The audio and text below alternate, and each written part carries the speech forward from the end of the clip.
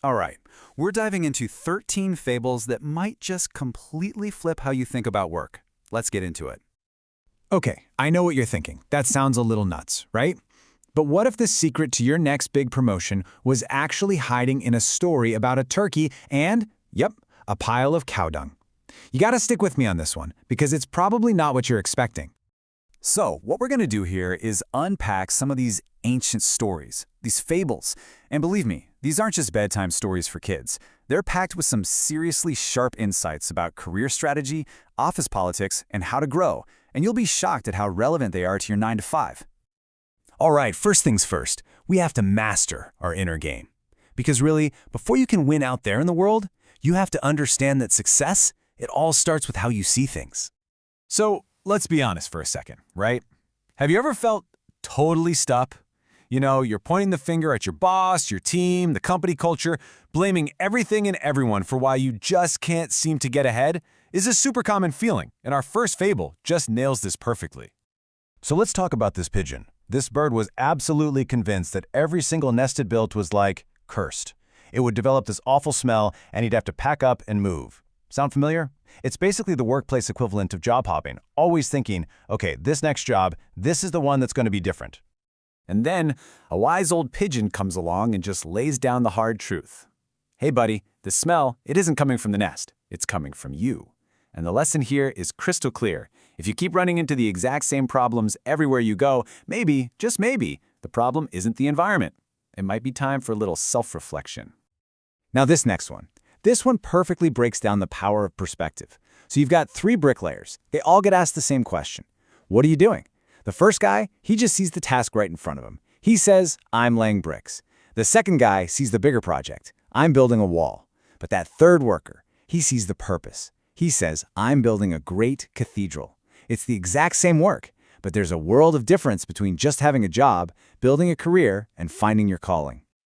Okay, so once you've got your head straight, your inner game on point, you gotta face the outside world. Welcome to the workplace jungle, where it's all about strategy, a little bit of politics, and the art of staying ahead. So let me throw a question at you to kick this section off. In a really competitive place, is your goal to be the absolute best, or is it sometimes just about making sure you aren't the worst? Let's see what the fables have to say. All right, so picture this. We've got this turkey. He's got this big dream of getting to the top of a tree, but he just can't fly that high. Then along comes a bull with a pretty unique solution. He says, hey, eat some of my dung. It's packed with nutrients. And you know what? The turkey tries it, and it works. He starts hopping up, branch by branch. He gets all the way to the top, so proud, right? And then bam, a farmer spots him, takes aim, and shoots him right out of the tree. Which brings us to this absolutely classic moral of the story. Bullshit, or maybe just sheer luck, might get you to the top, but it sure isn't going to keep you there. You need real substance to last. Okay, here's another classic from the barnyard for you. There's this little bird freezing to death. A cow comes by and, well, poops right on top of it. But the warmth actually saves the bird's life. So lesson 1, not everyone who shits on you is your enemy. But then a cat hears the bird, pulls it out of the dung, and eats it. Lesson 2, not everyone who pulls you out of shit is your friend. But here's the kicker, the most important lesson of all. When that little bird was all warm and happy in the dung, what did it do? It started singing, and that's what got the cat's attention. So, the biggest takeaway? When you find yourself in deep shit, sometimes the absolute smartest thing you can do is just keep your mouth shut. But look, just surviving, that's not the goal, right? To really, truly succeed, you have to understand what real value is. This is how you go from just being a worker to being someone who actually has influence. Okay, here's a question that's going to challenge something a lot of us just assume is true. Are the people with the most technical skills, are they always the most valuable people in an organization? The answer might surprise you. I want you to imagine you're walking into a pet store, okay? You see these 2 beautiful parrots. One speaks 2 languages, it's $200. The other one speaks 4 languages, $400. Makes sense. But then you see this old, kind of ugly-looking parrot in the corner, and the price tag says $800. What gives? The shopkeeper just smiles and says, oh, that's because the other 2 call that one boss. And that just brilliantly sums up a key part of leadership. Your real value isn't always just in what you can do yourself, but in your ability to manage, to empower, and to lead other talented people. All right, next up we've got this fable about an emperor testing 3 golden statues to see which one is the most valuable. In the first one, a straw goes in one ear and right out the other. That's the person who hears but immediately forgets.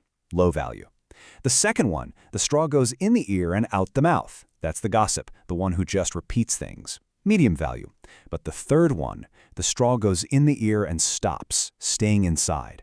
That's the person who listens, who internalizes, who understands, and they are by far the most valuable. This next one is a fantastic story with a great twist.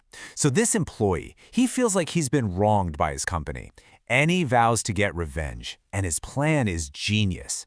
He's going to make himself so essential, so indispensable, that when he quits, the whole place will fall apart. So he works like crazy, builds this amazing client base, and in the process, he becomes so valuable that they promote him. His plan for revenge accidentally turned him into a star, and he realized he didn't even want to leave anymore. So when you really think about it, all of these lessons, mindset, survival, value, they all boil down to one single powerful idea. Your choices define your future. That's the ultimate power that you hold.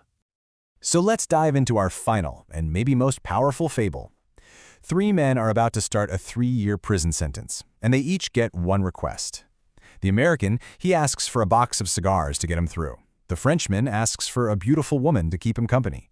And the Jewish man, he asks for one simple thing, a telephone to connect to the outside world. Flash forward 3 years. The prison gates swing open. The American comes out, coughing, desperately begging for a light.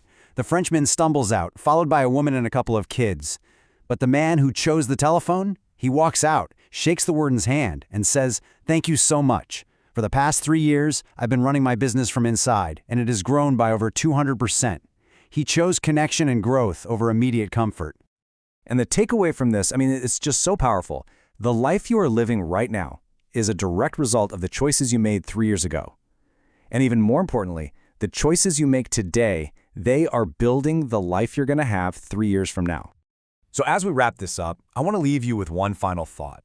The story of your career, of your life, it's not something that just happens to you. It's being written this very moment by you. So the question is, what choice will you make today?